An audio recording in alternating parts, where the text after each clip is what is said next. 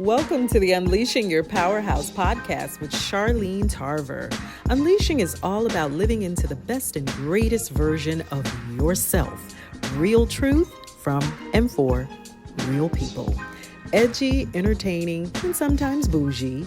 Join us for real discussions on everything from dating and sex to entrepreneurship and getting the bag. It's sure to be fun and thought-provoking as we welcome subject matter experts, industry leaders, and my best girlfriends to discuss things you want to know on your journey to unleashing. Join me, your host, Charlene Tarver, for the Unleashing Podcast.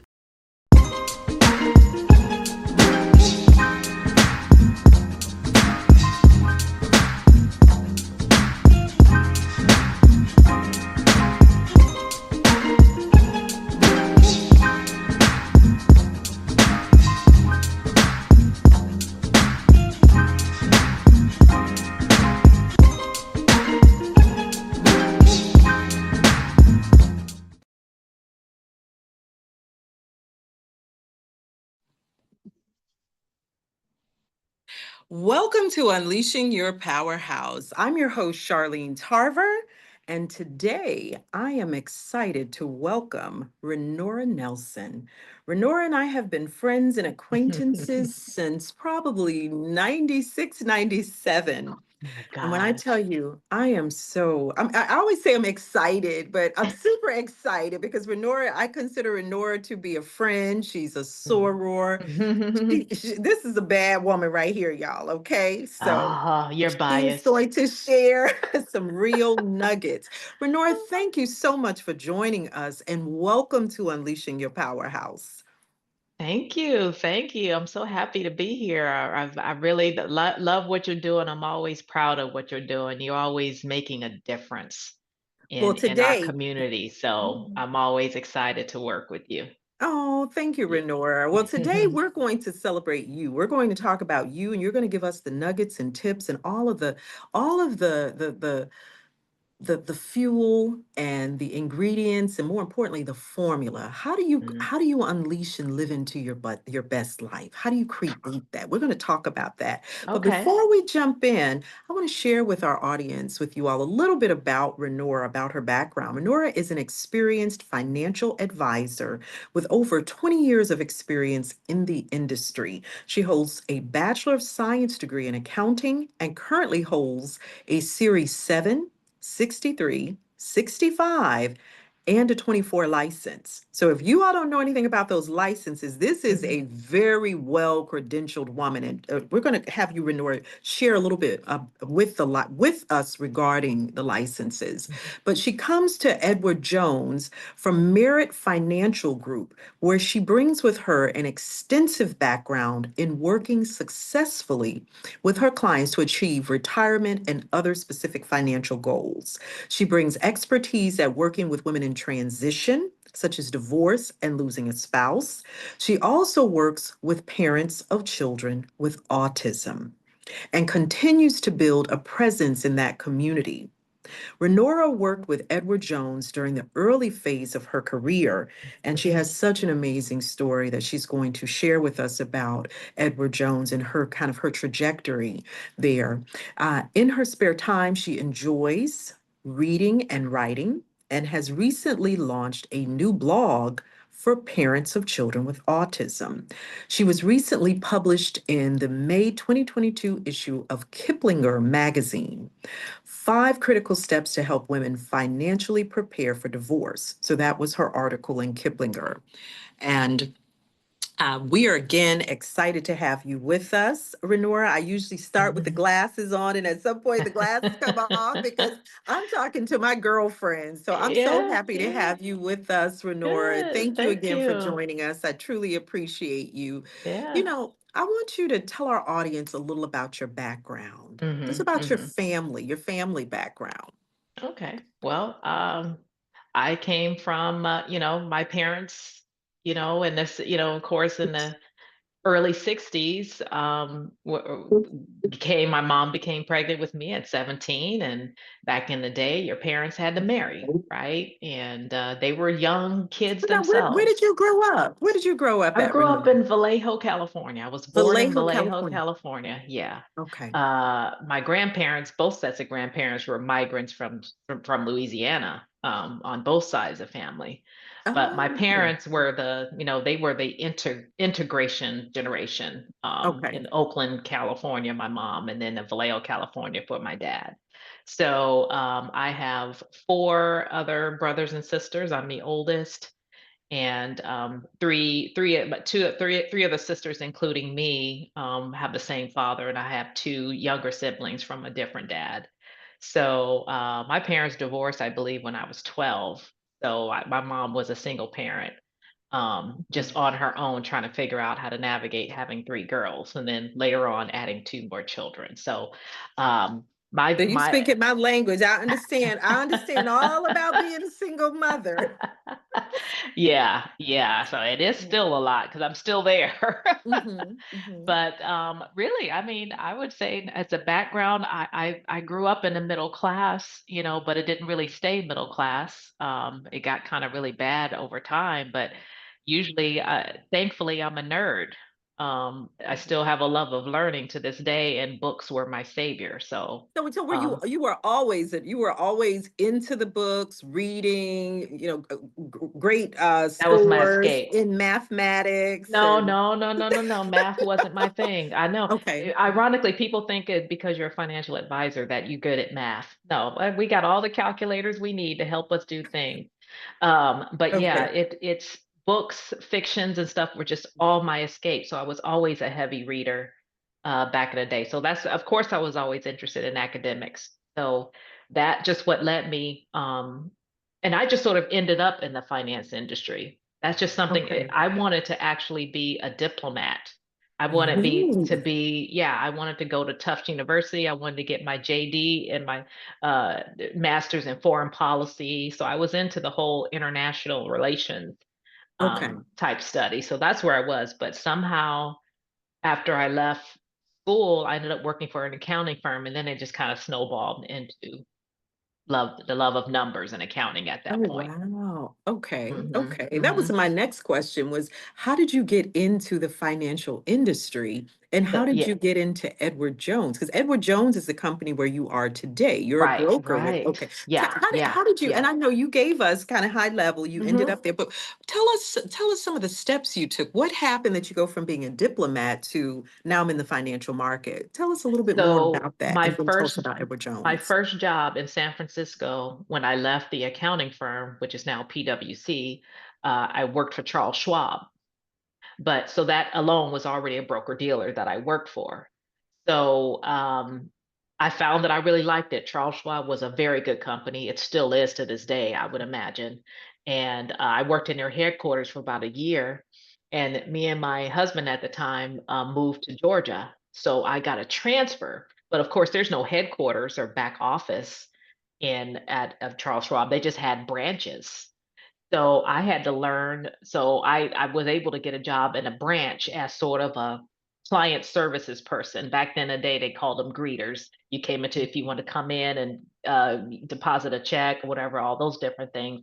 And then, but apparently, you're required to get your Series 7 license to even work in a branch. So within my first year, I had to buckle down and study and pass this exam. This just gives you just the ability to place trades as a broker, as a registered representative of Charles Schwab. So that was really where it started. Now, And another, you have what is it, 4 or 5 licenses now? it's 765. I want to say four because one of them are grouped together. Okay. So the seven is just a registered broker dealer. The 65 allows you to give advice. So Okay. that was the next step I had to take when I wanted to move into a financial advising role. You can't do any advising until you have a Series 65. And then the 24 is really just management. You're a principal. Have the ability to work in compliance and you oversee the guidelines and making sure other advisors are following the SEC goals and the whatever the local goals are, The federal wise for regulation. those regulations. Yeah. So that's what the 24 is. So also insurance, you have to be licensed with insurance as well for any state that you sell a life insurance policy and things like that. So I ended up being in the advising at Charles Schwab, and then they were going through their layoffs. This was in early years, and when we were having trouble in the markets and a lot of layoffs. So I ended up leaving there, and that's when I kind of started my career with Edward Jones. Is Okay. there, and my son was only 1 years old. Wow. Um, So so you're getting all of these licenses. You have a hmm 1-year-old child. You're making the hmm transition from one company to another company. hmm You're hmm married. hmm So you have talk about work-life balance. I You know. got a lot going. That was a lot going on. Well, So especially it's like, how did you because manage all of well, that? Hunter was one. So, Mhm. and I was still married to his father at the time. So, that's what I didn't last. I still I left Edward Jones after 1 year, Okay. just because it's so much work in trying to build your branch and your practice. It's hard to juggle. And at the time, we didn't even know Hunter was on the spectrum. Okay. He's my only child. I don't know why he's having these tantrums and all these different things. So I ended up What going does to spectrum mean? What does well, spectrum on mean? the autism spectrum. Okay, so So we're going to yeah, come back and not talk about. knowing that at the Okay. time. So he's a toddler. You think he's just any other baby that has tantrums. But um, but after that, after leaving them, I went to work for E-Trade for about a couple of years. It was very easy to have a job when you got a young kid because the clock is on at 8, the clock is off at 4. You don't take any work home. You go home and you take care of your family, and that's it. Okay. And so how, in a nutshell, how I came full circle back. So that's when I went to Merit, worked for Merit for 13 years as an advisor. And then Merit, still to this day, is just about growing bigger and bigger and bigger, right? So that's just not me.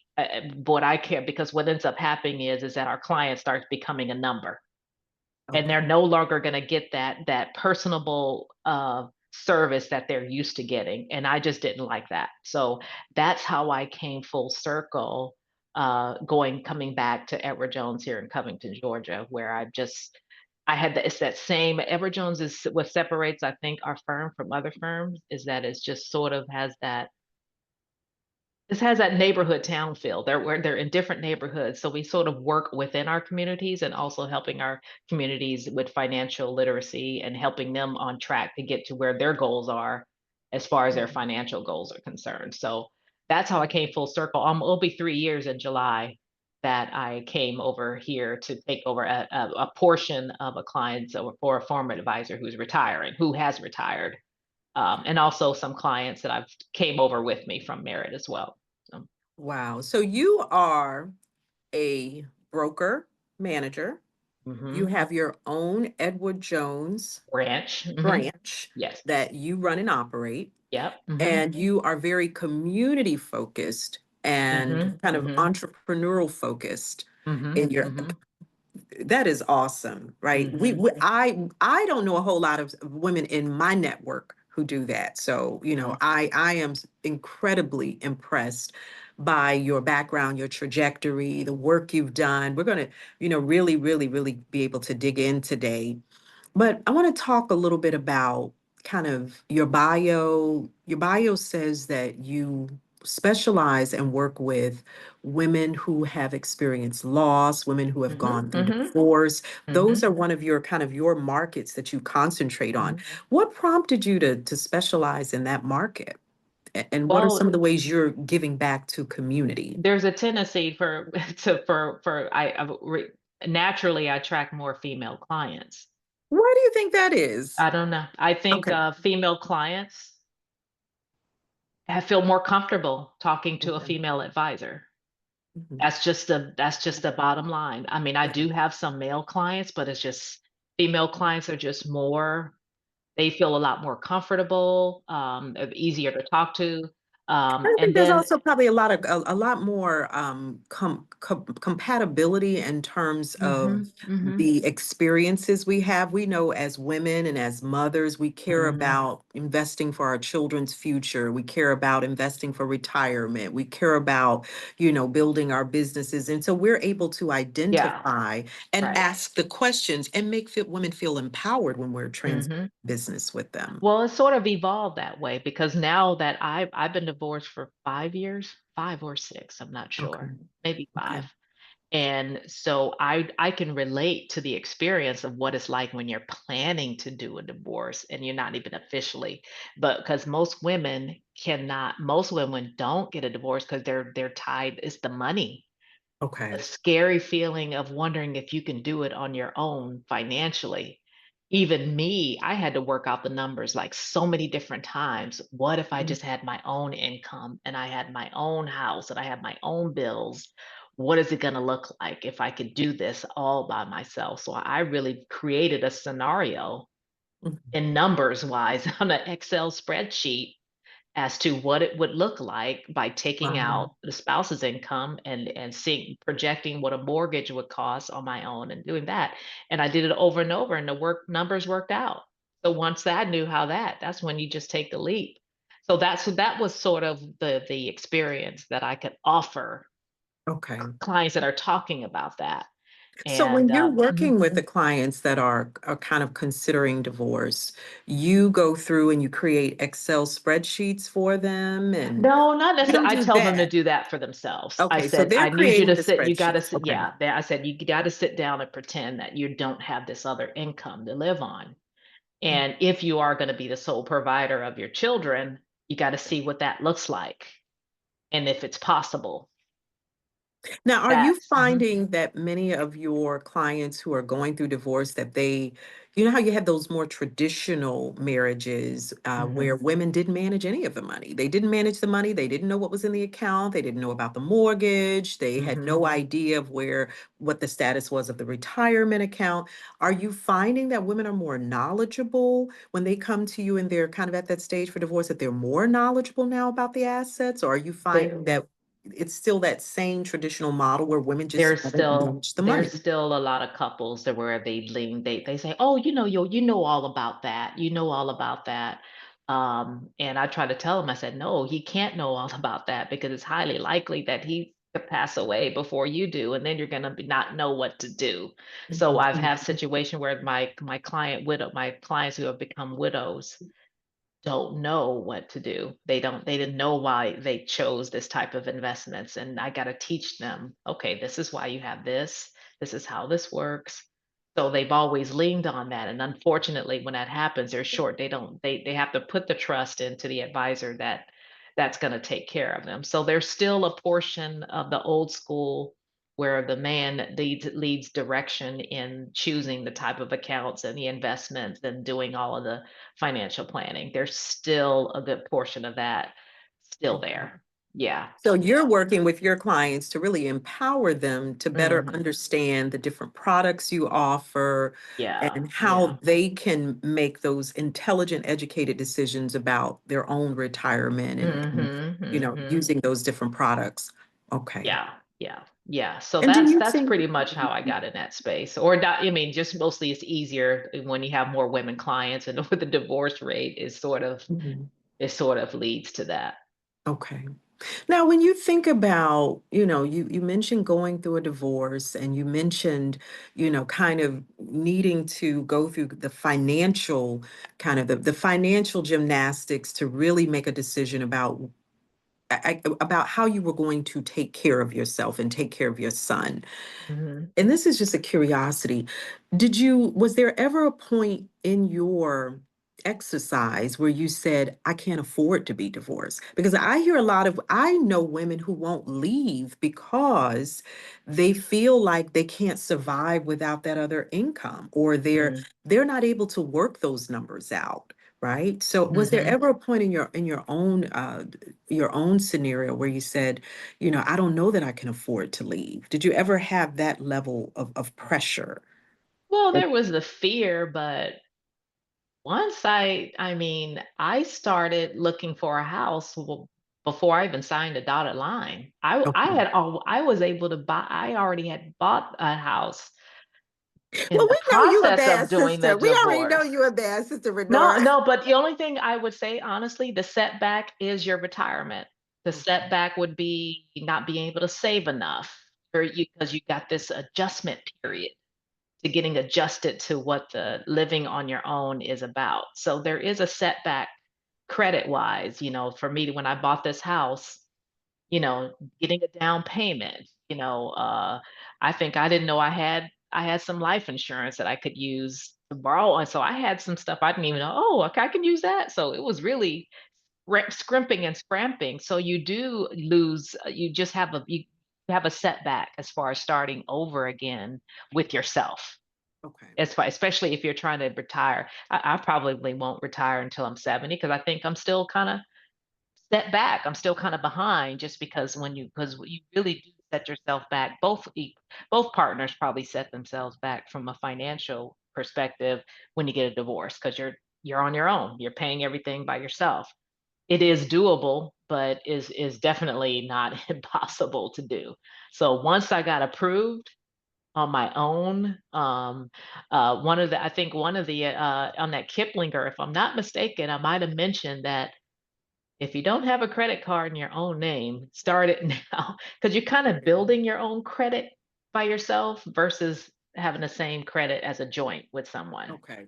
So you ladies, you That hear I this, did. right? That You I did for sure. start your own credit card. It was a slow process. The first thing that started was not having both of our paychecks go into the same bank account. Once I stopped that, because that gave me more control. So how it's set up is I had my own paycheck go into my own account, and I just gave my ex whatever needed to run the household, and I dealt with what was left over. So that gave me the mindset to know, okay, this is how much I need to So do to you do this. started managing your I own started account, doing, your yeah. own money, I didn't building your pay credit Yeah, I before didn't you pay the bills. actually. Yeah, yeah, Okay. I didn't. He did all of the bills 'cause, he was retired. I did do, and that was an adjustment period. Here I'm a finance person, but the day-to-day billing and paying the garbage, and I didn't have to do all that. I had to learn that habit Okay. all over again because I didn't have to take care of that. So every 2 weeks, I'm sitting there just taking care of my bills. I know, accounting for every penny. I account for every dollar that's going to go out in the Wow. future and what's going to go out. That's what you have to do, right? Yeah. So, Wow. What would you say to women who are, because there are so many out there that, I mean, that is their greatest fear, is that if I want to leave this marriage, but if I leave, will I be able to survive? How am I going to mm, survive? And then if you're talking about women who may have been homemakers or mhm, domesticated, trying to make that transition, what words of encouragement would you give them to come see you? Because we need them to come see you now, mm. right? Well, Before they make the yeah, decision to yeah, start the yeah. divorce. You have to say, do you want to struggle? It's really the balance. Do you want peace, or do you want the struggle and be at peace?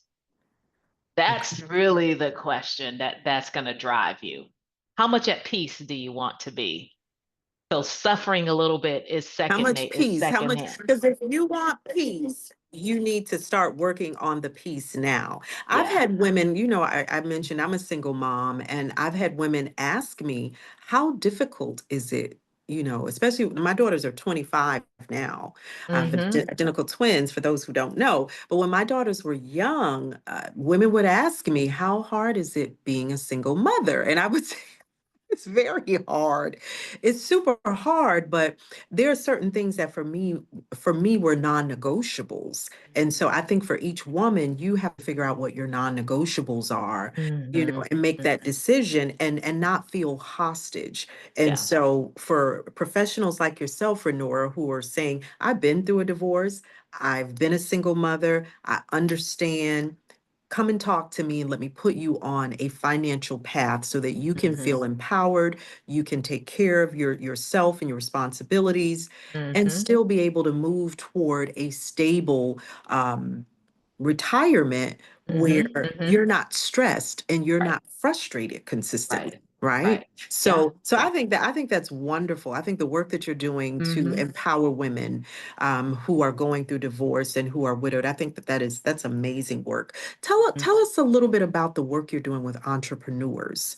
So you know, entrepreneurs, everybody wants to start a business and they believe they're going to have all this freedom. The checks are just going to flow in. They're going to have all these coins coming, and it doesn't always work that way, right? You're working a lot of Hmm. hours, you don't have the staff, you don't have the money necessarily to hire Hmm. staff. So if you're struggling to hire staff and you're struggling just to keep yourself afloat, how are Hmm. you going to be able to invest? Where do you find the resources to be able to invest? Or more importantly, how do you start to work with some of those smaller entrepreneurs? And maybe they're not the Um, micropreneurs, maybe that's yeah, not your market. Tell us who your yeah. I market mean, they is. can be real estate agents. They can be someone that's laid off and starting a business. That's usually the niche that I'm seeing a lot. Laid off work. Okay, let me start off being that coach, that Uh-huh. kind of thing. But one thing you have to probably focus on is that really at that time, there's no room to invest at that moment. Usually, typically, if they've left their firm or left their companies, they'll have a little bit of savings that needs to be in an IRA or something like that, is what they would put it in. But sometimes they have to spend that to help them live on and use some of that money to start their businesses with, is what ends up happening. So be honest, really, when you're starting a business, there's really no time.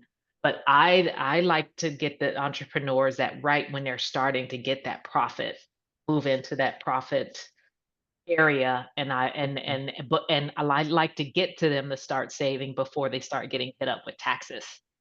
That's the big, big, big, big thing with when entrepreneurs, when they start making a good amount of money, is because it's not like when they got FICA, FUTA, the regular taxes that our employers would have to pay, but they're just not having any money taxed.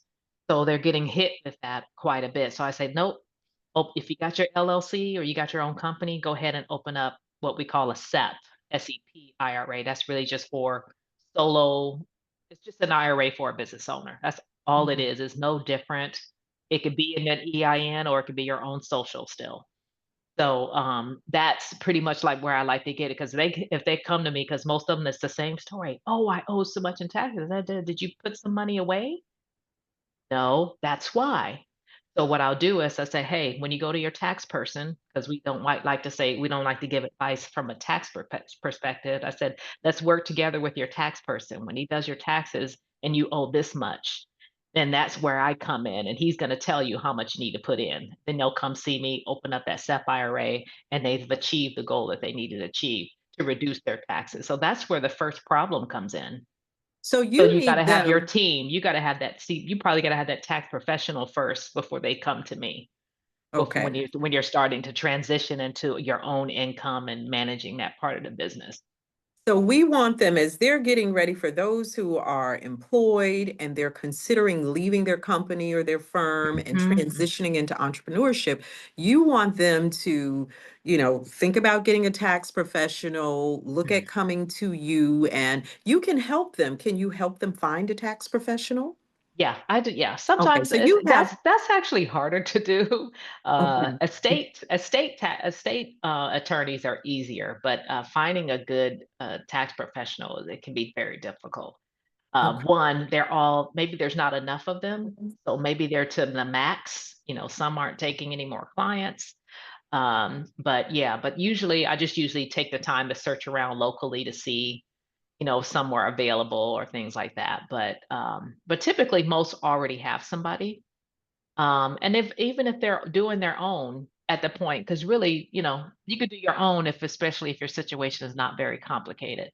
But it Okay. can get complicated when you're trying to estimate and make sure that you're paying the right taxes, because you don't know how much to put away just to, in a bucket to make sure that you're paying your taxes. So that's where that specialist comes in. Okay.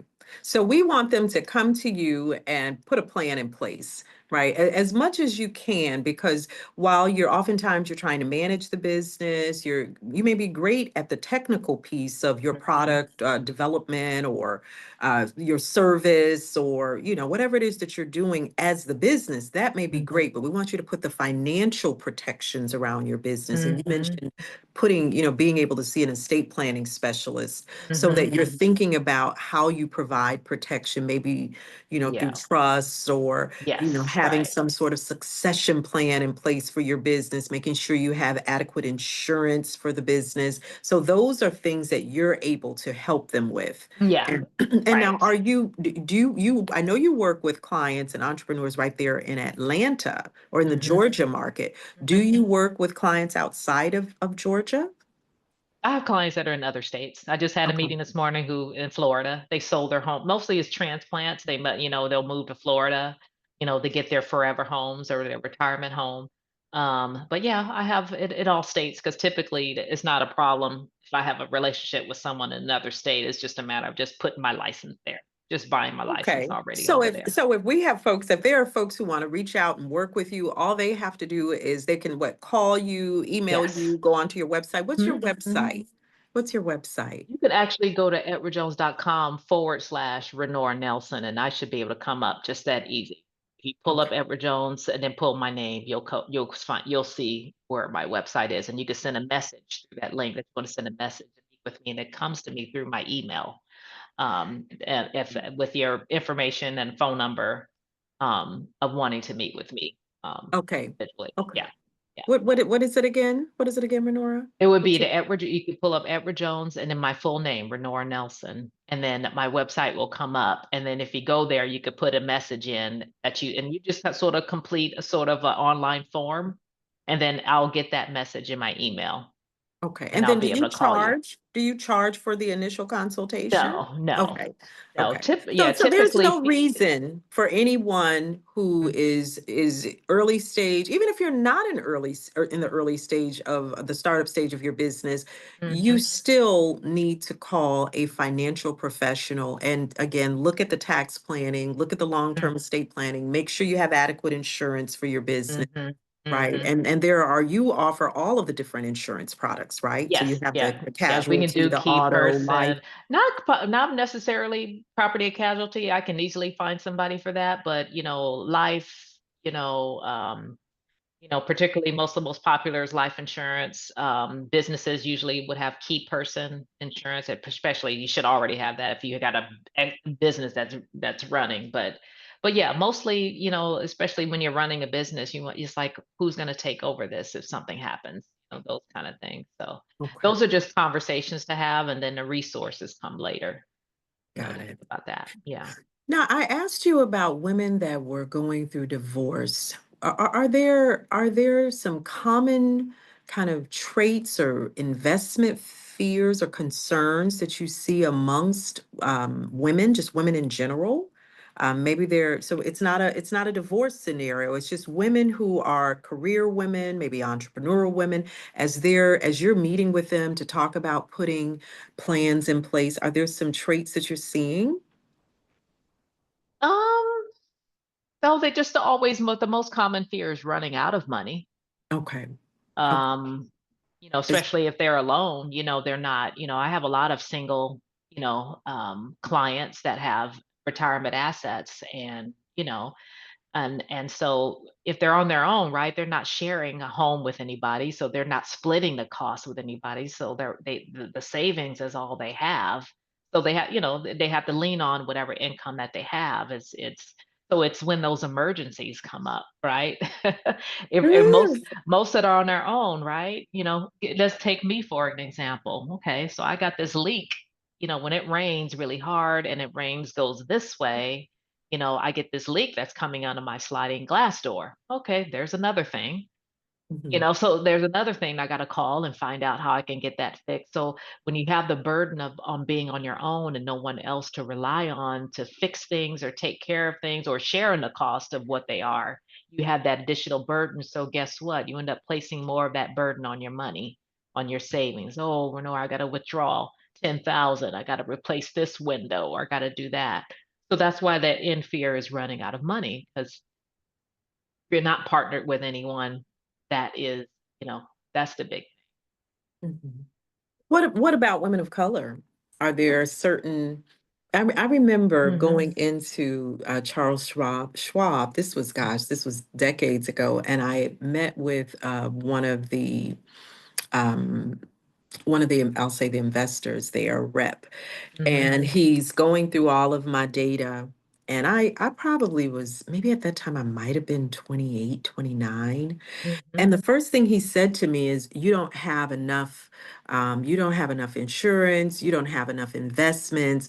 Mm-hmm. He made me feel like I was so far behind Mm-hmm. Mm-hmm. Mm-hmm. and that I hadn't invested enough. I hadn't thought through, I Mm-hmm. wasn't aggressive enough with my Mm-hmm. investment strategy, and Mm-hmm. that I was so far behind in putting away what my Yeah. Right. other counterparts or colleagues were putting away.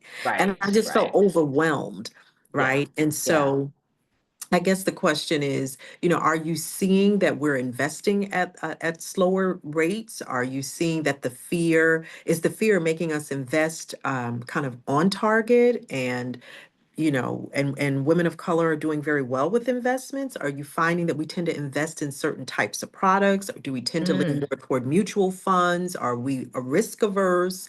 What are you seeing when it comes to women of color and investments? Mm. I'm fortunate that I have a diverse group of Black women that have different needs. So you're seeing the One, opposite. You're I'll be seeing honest. they're investing, they're No, one, I financially. tell you, one thing for sure is I I don't have enough of clients of color. I wish I had more. I mean, it would be Okay. nice to see a lot more. Um, I would say women of color tend to be less. There, there's a balance. I'll be honest with you. I have some that are aggressive. They even in a market like this, they're like, I'm not worried. Even though they lost 30,000 already this year, lost 20,000 this year, some they've been experienced long enough to know that it'll come The back. market's going to rebound. I'm gonna be fine. But then you have some that are so paranoid that they can't even make a decision. Mhm. You know, Now, what I is gotta. that? Is that our, because I know I grew up in a household where my parents didn't talk about money. They didn't talk about money. I never saw them sit down and write out bills. I have other Mm-hmm. girlfriends where their parents sat down, one parent sat down every single month. They had an Mm-hmm. area they sat in. And I even, Uh-huh. my sister does this. There's Uh-huh. an area that she sits in. She writes out all the bills and Mm-hmm. she's Mm-hmm. still old school where she's putting the stamp and licking the envelope and putting it in the mail, right? Mm-hmm. And so, there's that original introduction to money and financial management. It's really Mm-hmm. starts in the home. And then a Yeah. lot of us, we go Yeah. off to college, we're inundated with all these credit cards that are Yes. being given Yeah. away to us. And by the Yeah. time we finish college at 24, 22 to 24 years of age, we're Mm-hmm. already in debt. We're in Yeah. significant debt. Yeah. So how do you, you're on a mission to empower women around financial literacy and financial Mm-hmm. management and investment. How do you break some of those, what I'm going to call generational curses, Yeah. right? How do Yeah. you break that? What would you say to women to help them be more comfortable and confident coming into someone like you and talking with you about investments and how to do a better job managing money? What I do you would tell just them? I What would you tell them? I would say that you really have no choice. This is something that we're not doing. We're so far behind. Um, I'm a witness to it every single day, and here's why. The majority of my clients are Caucasian. They're in their 60s and 70s, and it's nothing but wealth being passed on to their children and their children. They're passing away their stock, and they inherited their families' IRAs and all this other stuff.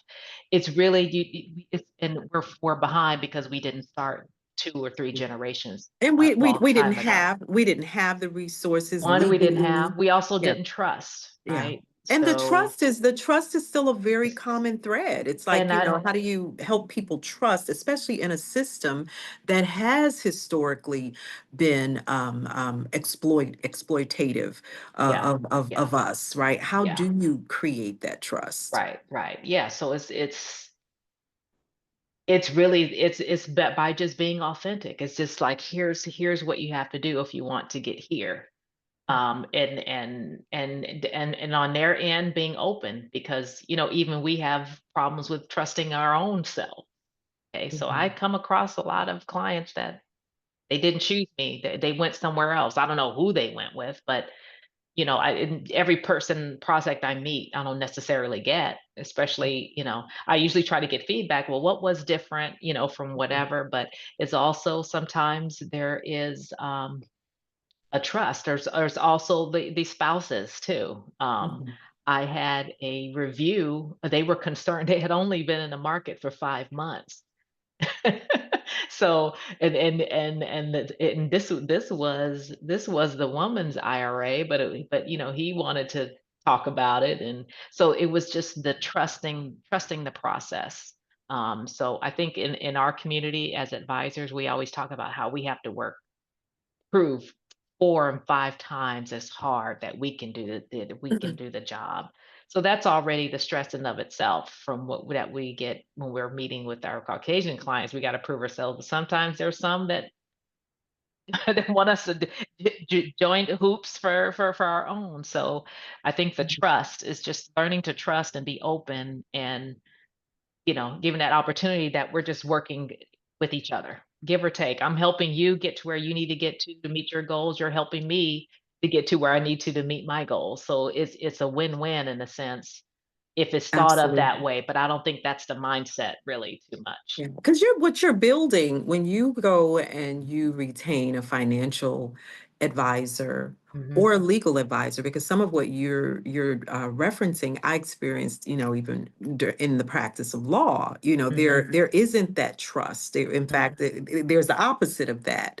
And Mhm. so, how do you build that? But folks really have to understand that when you're hiring these legal and financial professionals and advisors, it's a long-term It relationship, is. right? Yeah. And Yeah. so sometimes we have this preconceived idea of what a financial investor, financial advisor is supposed to look like and how they're Mhm. supposed to act and how they're supposed to Mhm. talk to us. Mhm. And maybe you're just too common, you're just too next door. I just don't have the confidence that you really know what you're doing. Mhm. And I Mhm. think sometimes you get that.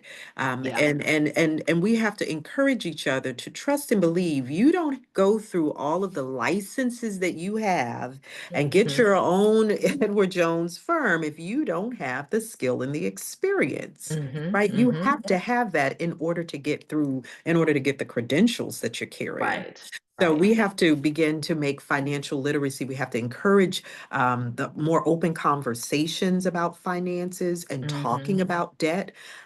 I'm 53. A lot of Mhm. us don't even want to talk about age. I'm 53 and I have a mother who's aging. My mother has dementia. My mother's had triple Mhm. negative breast cancer. Mhm. And all of a sudden, it made me really stop and think, what does whatever the duration is for you, your Mhm. aging trajectory, what does that look like? Because we Mm. all think we're going to work these jobs and we're going to retire at 70, as you said.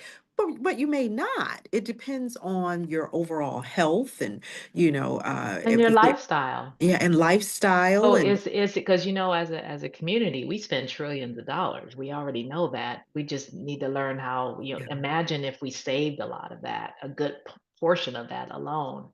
So I just think, I won't say that we're material in much kind of way, but we're spenders. We spend more than anyone else. So, I can definitely And a see lot the of us are difference. first generation. We're Yeah, first yeah, generation yeah, college graduates, we're first generation lawyers, yeah, doctors, you yeah. name it.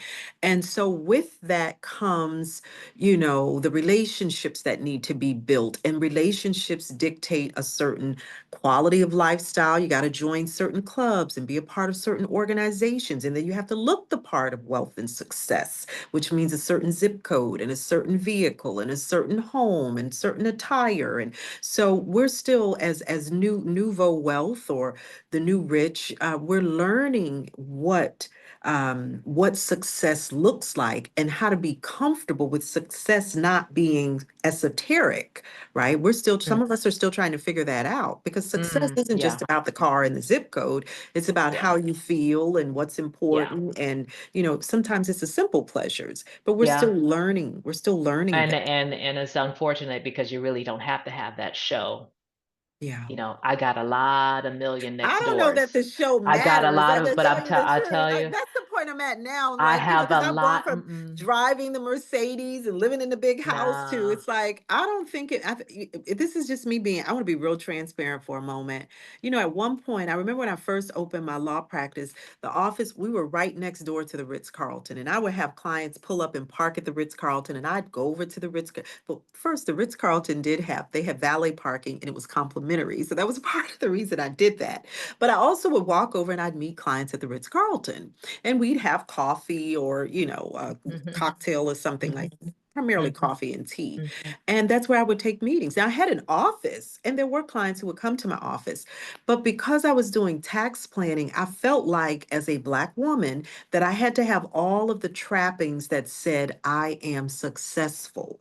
mm, I may not have had a dime in my pocket. I was mhm, struggling to make it, single mother, two children, and, was paying my bills and filling my pipeline, Georgetown law grad, NYU grad, University of Buffalo law grad. So this wasn't about not having the skill. It was about I growing up in a society that said, that gave me a sense of how hard I had to work and who I needed to show up as, and that I mm, constantly needed to be validating myself, mm, right? mm, So it's, we mhm. talk about wearing the mask, we talk about code Okay. switching, we talk about imposter syndrome, right? As Mhm, Black women, mhm, we talk about all these things that we need to mhm. do so that we can, fit in and feel like we've arrived and that we're accomplished. Right. So a lot of us go through that, and we need to be coming to see you so you can help us take some of all that money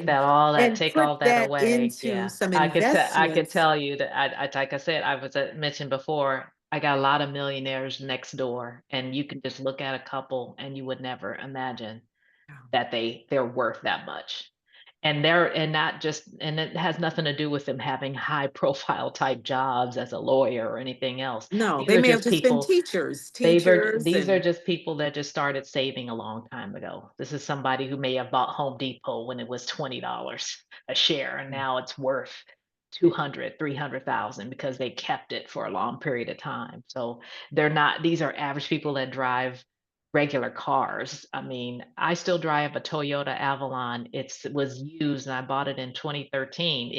2014, and it's a 2013 good looking, gorgeous sedan, beautiful car. I have no reason to get it. I think I'm just not interested. I've never been that person that's interested in things. The nice car, the beautiful big home, blah, blah, blah. I guess I'm an experienced type of person. If I'm gonna travel, I'm gonna travel with yeah. style because I don't buy. I mean, But it's the everybody has what mindset. they want. So for It's you, it's not the car, but it's the travel, right? it's the experience. It's It's the experiences. experience. So, you won't see I cook at home all the time. I don't go out to eat.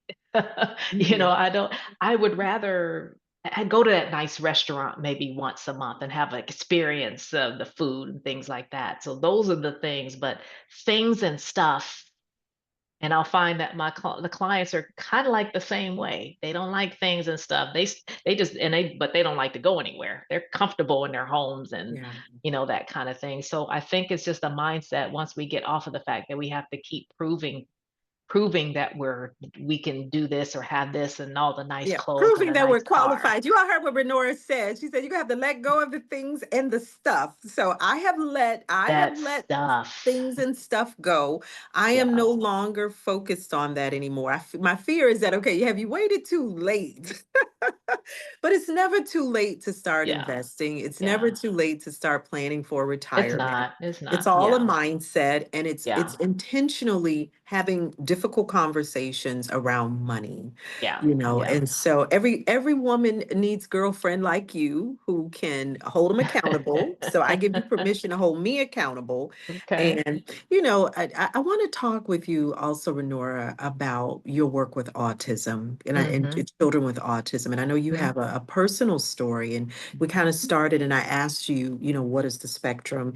And it was more me asking for a definition for folks who aren't familiar with the term. But I know mhm, you have a child who is on the autistic spectrum. Tell mhm, us a little bit about your work and what made you start to do this work? What were your experiences with your son that kind of mhm, chi- opened the door for you to really get into mhm. the autism space? Well, it started, once my son turned 4 or 5, when they started to go into pre-K where there was structure, when suddenly it's not just daycare, it's suddenly now pre-K is more of a structured type environment. That's when things started happening. We started noticing the attention, and of course the first thing they're going to go to is ADHD. But it did turn out that that's a portion of it. It is a ADHD issue. And I didn't really do anything about the ADHD or attention deficit until he was maybe 6 or 7. And that's when I started experimenting what the right meds would be for him. Once that problem is solved, you're thinking, oh, he's going to soar after that. No, that's when the social issues that go on and the sensory issues and things like that. Not really having a skill in his fingers to tie his shoes tight, and correctly and all those different things. Um, I don't know if you remember at some point when they started going to I'm trying to remember that Department of Education, they called it, I can't remember the name, but it was standardized so much that even all the exams are standardized, and that did not apply to a person with disability. It was like a standardized test. I can't remember. It's Common Core. That's what it was Oh, called okay, at the time. okay, That okay. was a disaster, of course, for kids that had disabilities. It did not make any sense. But anyway, as he evolved and got in an elementary school, so I one day I'm thinking that it's academic, and so I go and see this woman who claims that she could help children who struggle with reading become better readers. And when I brought him in to be kind of evaluated, the first thing that she asked me was, "What part of the spectrum is he on?" And I'm like, "What do you mean?" He goes, "Is Mhm. he autism?" I'm like, "No, what do you see that I'm not seeing?" And that's when the ball started rolling right after that. She gave me a list of all the neuro psychologists for him to see. I tried to go through the public school route, but it takes so long for them to do it. So Mhm. I had to go private and pay out of pocket. And he immediately got a So diagnosis at 9 years old. you transferred him into a private school. No, no, I Okay. just went to a Oh, private you I went just to a paid out of private. pocket for a Okay, got private it. instead of waiting for the schools to catch up with their evaluations and results. I didn't have that much time. Okay. So once I got that diagnosis, they moved him to another school so fast where usually when you're on the spectrum, you're on different levels. But anyway, Mhm. he's in the 5th grade, he was able to go to school and his life was just better ever since. Ever since. So he Wow. was able to the county that I'm from, they were really good at working with kids in what they call autism spectrum disorder program. Very good special ed department. So he was definitely able to grow and have honors. He graduated with honors from high school. All Okay. those things. I'm then thinking he's not going to get a regular diploma, but over Mhm. time he just started growing and figuring out a way. Of course, you get those supports when you're in special ed. And then, of course, I was involved. IEP meetings. Can you imagine all the IEP meetings I had to go to, trying all these different things and his diet? And all of a sudden now, as I'm working with clients, I'm coming across clients that have children that are on the spectrum. So all of a sudden, I'm able to give them this advice or give them these resources that I've already knew that I had, and they're like, okay, huh. So that's why I'm Mhm. working on my chartered special needs certification Okay. so that I'll be able to help parents navigate the legality of everything that you have to do from being in the elementary school and IEP meetings and all the resources that are out there where they can go. But the biggest piece is transitioning from high school to young adult, which is what my Mm. son is right now.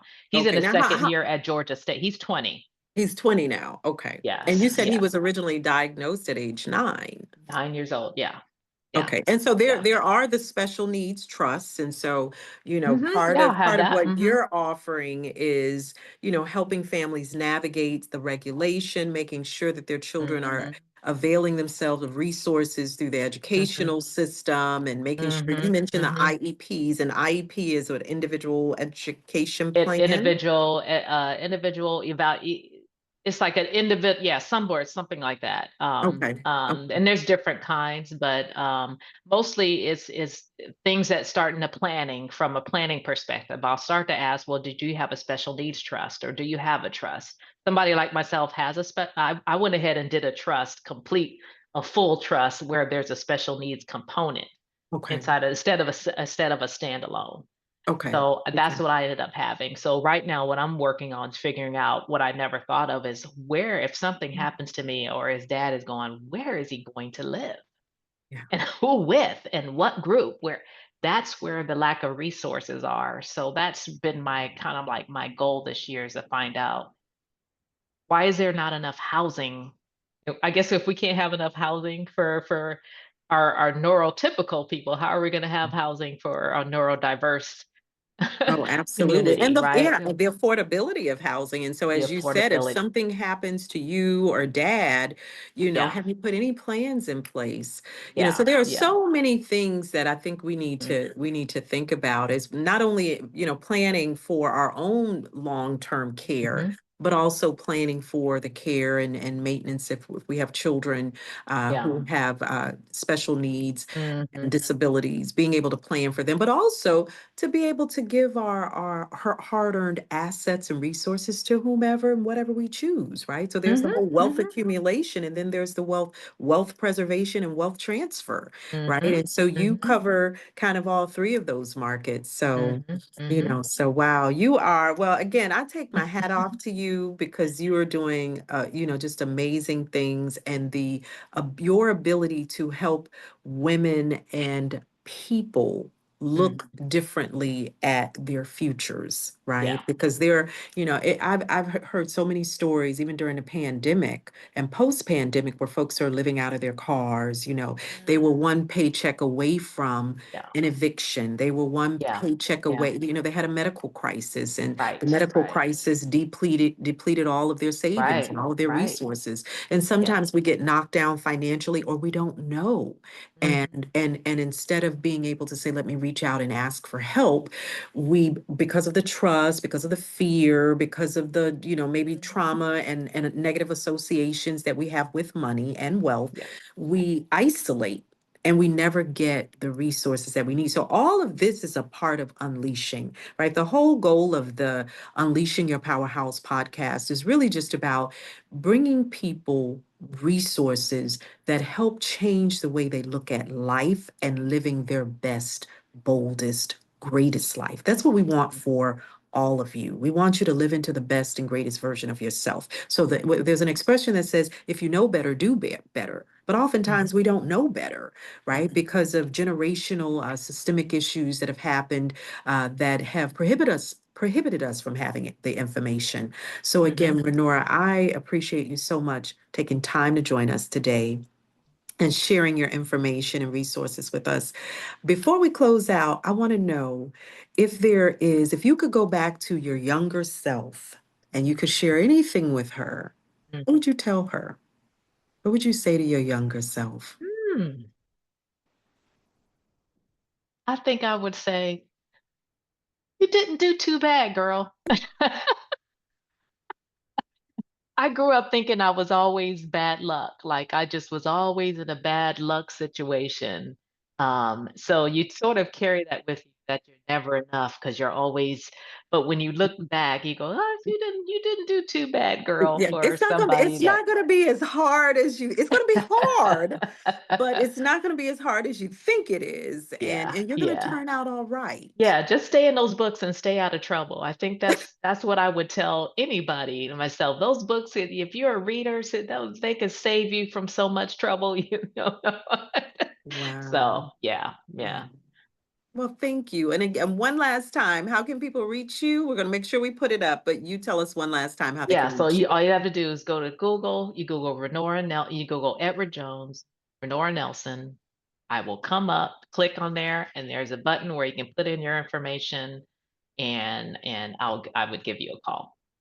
Wonderful. Well, Renora, Okay. thank you again for joining us, and thank you all for joining us. We hope that you will log in for our next segment here at Unleashing Your Powerhouse. And I, again, am your host, Charlene Tarver, and I appreciate you taking your time and spending some of it with us. Have a wonderful rest of the week.